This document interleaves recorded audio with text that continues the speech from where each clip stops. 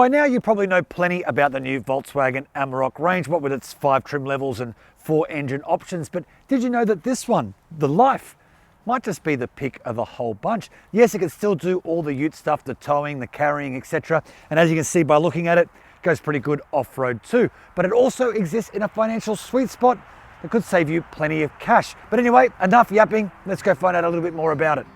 There's no shortage of Amarok models and you'll find reviews for all of them at carsguide.com.au. Today though, we're choosing Life, if you forgive the 90s reference. It's one rung above the entry-level core model and it lists at $56,990, which is not chump change. But it does deliver one of the best engines on offer, which the core does not, and you get plenty of niceties as well as all those ute non-negotiables. Outside there's LED lighting, that's headlights, DRLs and fog lights, as well as 17-inch alloys. The tow bar is standard fit too.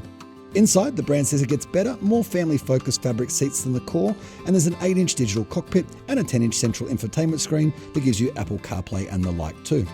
There's also a leather steering wheel and gear shift, 8-way driver and passenger seat adjustment, and an electric parking brake.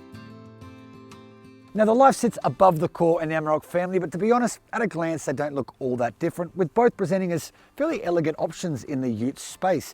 Now this one gets 17-inch alloys, body-coloured mirrors and door handles, the big chunky side steps of course, and at the rear a tray that can carry a full pallet. Now obviously the Life doesn't offer the most luxurious cabin in the Amarok family, that goes without saying, but there's still plenty of niceties in here. Now the seats are fabric, but they are very comfortable. I really like this portrait screen. I've been using it with Apple CarPlay and Google Maps all day and it's worked perfectly. And I like the digital driver's binnacle as well. Again, works clearly, nice big speedo, easy to see and follow. The only slight downside in here, I suppose, is while a lot of the materials look very nice, under touch they can be a little hard and scratchy, but then I guess we have to remember this is intended as a bit of a workhorse after all. Now the new Amarok is longer and there's more room in the back seat than in the outgoing model, and that's important when you consider how many dual cab utes are being used as family vehicles these days. Now I'm sitting behind my own 175cm driving position. As you can see, there's plenty of knee room and there's plenty of headroom as well, and you really could get 2 adults behind each driver and window seat pretty comfortably back here. When you do, you can deploy the central armrest. There's 2 cup holders there and 2 ISOFIX attachment points, 1 in each window seat. Now apart from that though, it is a little barren back here. There's no vents, for example, no USB connection points. In fact, just a single 12-volt power source. They're all pretty damn practical, these Amaroks, and that's true of this Life model too. While it's slightly narrower than the model it replaces, it's also slightly longer and with a longer wheelbase, which the brand says delivers more backseat room while still being able to carry a pallet in the tray. It will also tow 3.5 tonnes braked and deliver a 988 kilogram payload, slightly down on the core's 1,042 kilograms. And the roof is rated to 350 kilograms too. There are also plenty of off-road goodies here. The full motion system delivers high range and low range 4-wheel drive, and there's 235mm of ground clearance and 800mm of wading depth. And I can tell you from experience that when combined, there's more than enough off-roading capability in the Life to take you as far as you want to go on the weekend. We know this 2-litre bi-turbo diesel engine, don't we? It was pretty popular when it was powering that dinosaur-themed off-road ute from a couple of years ago, before Ford and Volkswagen joined forces on the new Ranger and Amarok. And I can tell you, it remains a very good thing in this Amarok Life. In fact, it's the core reason, no pun intended, why I'd spring for the Life over the entry-level Amarok. It makes 154 kilowatts and 500 newton meters, pairing with a 10-speed auto and powering 2 or all 4 wheels. The Life is fitted with an 80-litre tank, and VW reckons you can expect 7.2 litres per 100 kilometres on the combined cycle. We found that the fuel use was closer to 10 litres per 100, but that did include some off-roading.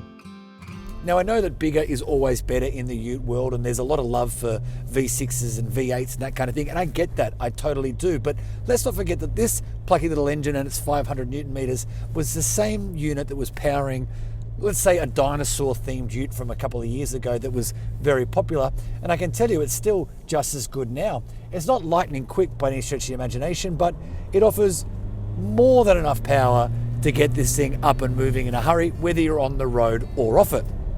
Now the other thing that really stands out about this car for me is the refinement. It really does feel car-like, or SUV-like, I suppose, from behind the wheel. And a lot of that has to do with the fact there's not a lot of body roll left and right, like you're kind of on a ship in rough seas.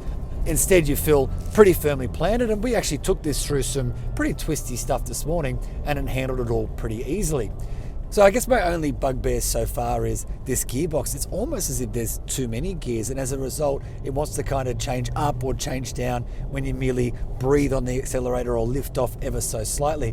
I'm sure you'll get used to it and adjust your driving, but I've certainly noticed the cogs shifting a little more than I'm used to.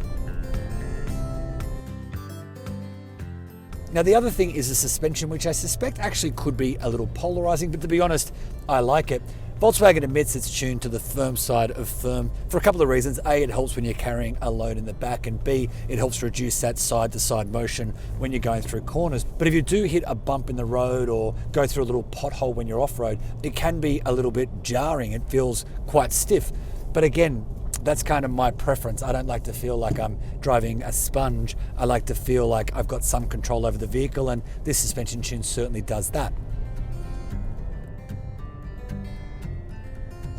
Now I know we're on the road at the moment, but we have spent the afternoon messing around in the state forest, and one of the things that really grabs me about dual cab utes, and that includes this one, is just how easily they tackle that really muddy, slippery, slushy terrain. We had some really slippery inclines and declines in the forest today, and I can tell you it was through no driver's skill of my own that this little life just powered up and down with seemingly no issue at all. Now, downsides, of course, of a diesel engine is that you can hear it. The soundtrack is a sort of constant accompaniment on your drive, but if you've ever driven a diesel dual cab ute before, I'm sure you'll be pretty used to that. But with that in mind, we've spent all day behind the wheel of this car today, and I can tell you I haven't missed a V6 engine even once. And I am left with the impression that dual cab utes, and this Amarok specifically, are getting closer and closer to being really those family cars that can do a little bit of everything. Long distance road trips, mountain climbing, work sites on Monday, campsites on the weekend, all with very little in the way of compromise. There are 5 ANCAP safety stars on board here, along with 9 airbags. Kudos to Volkswagen, because the safety list is too long to cover in full here. So for the full skinny, head to carsguide.com.au. The Life gets a 5-year unlimited kilometre warranty, and you get 12 months of roadside assistance thrown in too. You can also bulk buy your services for the first 5 years for $1,800. Service intervals are 12 months or 15,000 kilometres. So what it all comes down to, I guess, is can you make do without a V6 engine? And to be totally honest with you, I reckon I could, because the bi-turbo in this is a really good thing. And so for me, that makes the Life possibly the pick of the Amarok bunch.